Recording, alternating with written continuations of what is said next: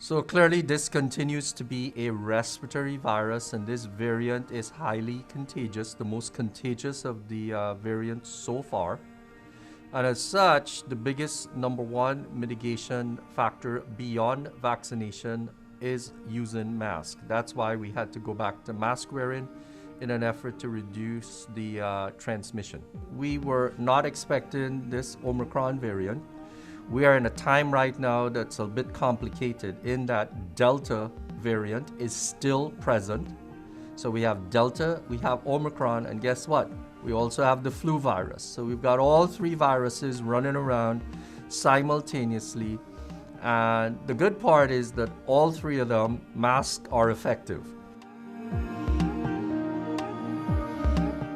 We are recommended that people wear well-fitting, better filtration masks. So at the level of a medical grade 3-ply surgical mask or an KN95, which are readily available, or an N95. Those are the masks that are recommended. Other masks or face coverings like neck gaiters or other masks or cloth masks are just not as effective against this variant. We would not recommend those as your main line of defense.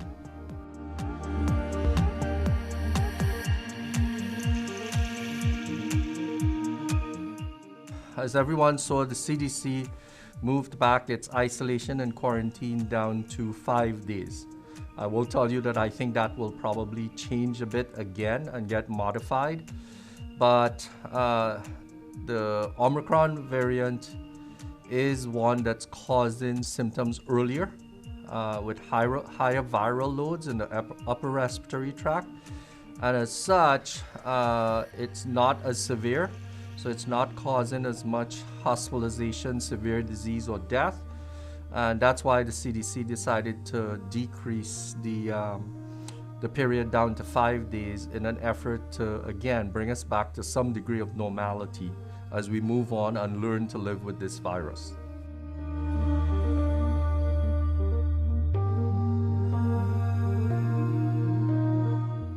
So the reasons for testing has not changed, and that is, first of all, known exposure. Okay, known exposure to someone who's COVID positive. And if you're asymptomatic, you really should wait about 5 days post exposure to get tested or test yourself. The second, obviously, is if you become symptomatic with or without exposure, and the symptoms could be headache, nasal congestion, like a bad head cold, a cough, muscle aches, fatigue. Those things all combined would be symptoms consistent with COVID, and that's an opportunity for you to test at that point. There are tests available. There are self-tests that are available that you can buy online or at local pharmacies.